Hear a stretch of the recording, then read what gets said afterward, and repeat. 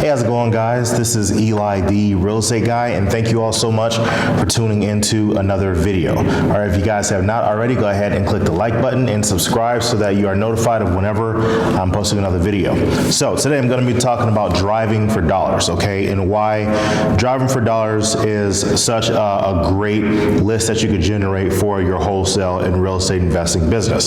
So I'm going to be going over a few topics as to why driving for dollars is such a great list, and from there, hopefully you'll be able to incorporate it in the list that you generate to market to. So, number one, it gives you a chance to go out into the field and really see what's going out there for yourself. You get to see new construction that's going on in the area. You get to see what areas this house is going to. You get to see, if you're driving for dollars over time, you get to actually see the progress of whether it's gentrification or construction, or you can see the direction of what things are going in. So it's great to go out in the field and actually see what's going on so that you can be able to make an educated opinion and determine whether or not an area is good to invest in. So that's number one.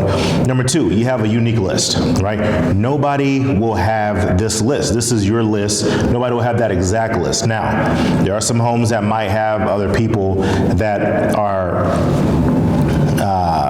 marketing to them, but when it comes to this specific list, you will be the only person with it, right? And on many occasions, you may be one of the first few people that reach out to someone versus if you're calling, say, a pre-foreclosure list to where everybody called them, you'll be one of the only few people to get this particular list, depending on what homes you're writing on your driving for dollars list. So number three, going back to this, you may be one of the first people to contact them. Now, let's just say there's a home that has high grass and there's a fence that's blown over, right? So what's great about this situation is if you're driving by and you see this home, you can go ahead and write it down and contact them.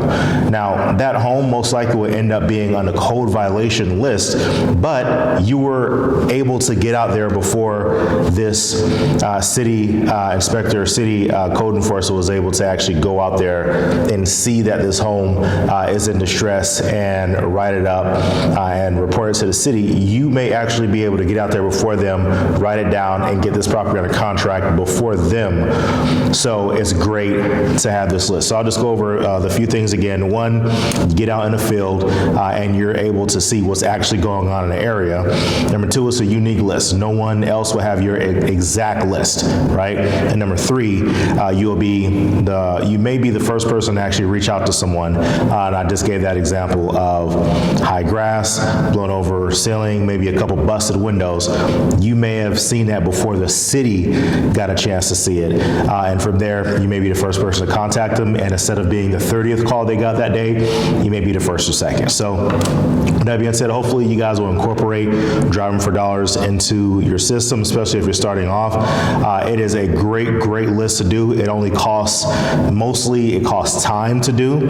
And I would recommend that you all drive for at least 2 hours while you're driving for dollars and try to get about 30 to 50 properties on your list. Depending on the area, you may be able to get a lot more, but what I would always recommend is that you get at least 30 to 50 and from there skip trace it and it'll be a very high quality list. Thank y'all so much. Again, like this video if it has provided you with any value, and also be sure to subscribe so that you're notified of whenever I am posting another video. With that being said, y'all take care, and I cannot wait for y'all to get your first deal.